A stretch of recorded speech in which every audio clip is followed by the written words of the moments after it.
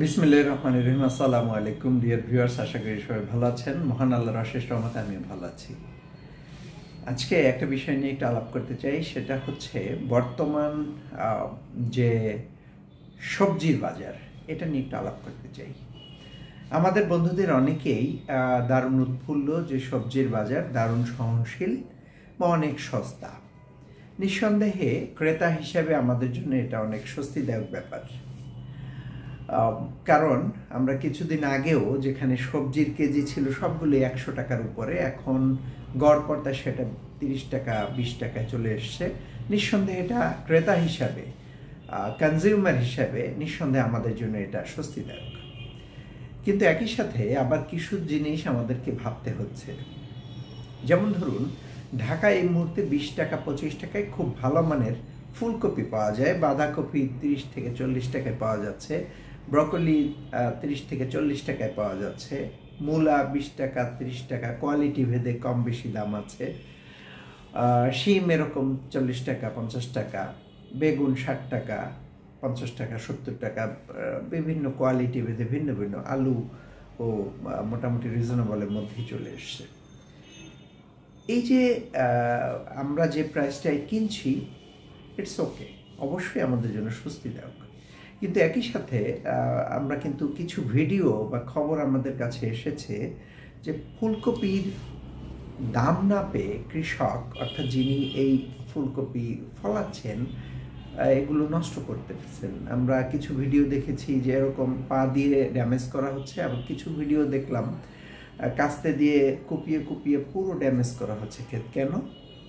দাম পাচ্ছেন না। আমরা কিন্তু ঠিকই 20 টাকায় কিনছি বা 30 টাকায় কিনছি পার পিস, কিন্তু একজন কৃষক ওনার নাকি 1 টাকা 2 টাকার বেশি পাচ্ছেন না। এটা কিন্তু খুবই অ্যালার্মিং একটা ব্যাপার। আপনি নিশ্চিত থাকুন, আগামী বছর এই কৃষক আর এই ফসলে যাবেন না। কারণ উনি যদি এই ফসলে উনি কিভাবে যাবেন? উনি তো এবছর ধরেন টোটালটাই ওনার লস প্রজেক্ট ছিল, তাই না? সো আমাদের কিন্তু অনেককেই দেখানোর বোঝানোর চেষ্টা করছেন যে এই দ্রব্যমূল্য যে রিজনেবল, এইটা সরকারের একটা বিরাট সাফল্য।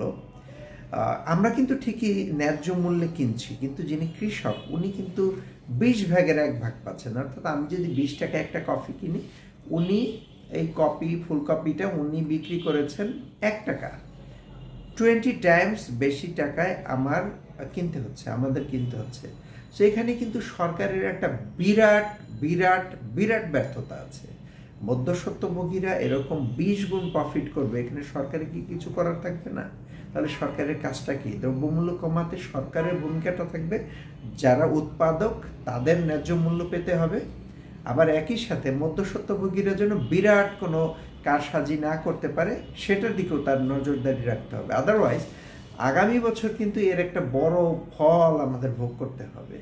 সো আমরা নিঃসন্দেহে খুশি যে কম টাকায় পাচ্ছি, কিন্তু আদতে কিন্তু কম টাকায় পাচ্ছি না। কারণ 1 টাকায় বিক্রি করা জিনিস আমাদের খেতে হচ্ছে 20 টাকায় বা 30 টাকায়। সো আদতে পুরো প্রসেসটা আমরা কিন্তু অনেক টাকায় কিনছি, আর যারা বিক্রি করছেন তারা কিন্তু একদম পানির চেয়েও সস্তায় বিক্রি করেছে। সো ব্যাপারটি কিন্তু মোটেও সুখকর কোনো বিষয় না। এটা ভবিষ্যতে আমাদের জন্য অনেক নেগেটিভ বিষয় হিসেবে আমাদের সামনে আসতে পারে। সো বিষয়টি আরও যত্ন সহকারে বিষয়টি হ্যান্ডেল করা উচিত বলেই মনে করি। এবং একই সাথে আমরা অবশ্যই আশা করব ন্যায্য মূল্যে যেন আমরা খেতে পারি এবং কৃষকও যেন ন্যায্য মূল্য পায়। উৎপাদকরা যদি ন্যায্য মূল্য না পায়, তাহলে কিন্তু কোনো অবস্থাতেই তারা এই উৎপাদন অব্যাহত রাখবে না, কারণ প্রত্যেক বছর তার লস দিবে না। তো সবাই বিষয়টি সিরিয়াসভাবে, সংশ্লিষ্ট যারা সিরিয়াসভাবে নেবেন বলে আশা রাখছি। ধন্যবাদ। আসসালামু আলাইকুম।